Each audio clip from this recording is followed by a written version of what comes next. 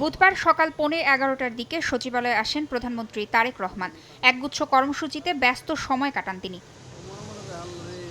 সকালে মুক্তিযুদ্ধ বিষয়ক মন্ত্রী ও প্রতিমন্ত্রীর সঙ্গে বৈঠক করেন প্রধানমন্ত্রী।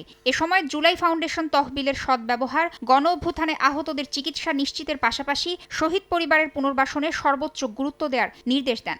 যারাই আহত, যারাই শহীদ, যারাই বিগত এই আন্দোলনে তাদের আত্মত্যাগ করেছেন তাদেরকে পুনর্বাসন করা, তাদের চিকিৎসা নিশ্চিত করা এবং শহীদ পরিবারদের পুনর্বাসন করা, তাদের যে প্রাপ্য ভাতা এগুলো যাতে সঠিকভাবে তারা পায় সেটি নিশ্চিত করার জন্য আমরা কাজ করে যাব। জুলাই যোদ্ধাদের তালিকা থেকে রাজনৈতিক বিবেচনায় অনেকে বাদ পড়েছেন জানিয়ে প্রতিমন্ত্রী বলেন, যাচাই বাছাইয়ের মাধ্যমে তাদের অন্তর্ভুক্ত করা হবে। এখানে কিছু বঞ্চিত পরিবাররা রয়েছে যাদেরকে বিগত সময় বিএনপি দলীয় পরিচয় দেখে তাদেরকে বিভিন্ন যে পুনর্বাসনের যে সহায়তা সেগুলো প্রদান করা হয় নাই সঠিকভাবে।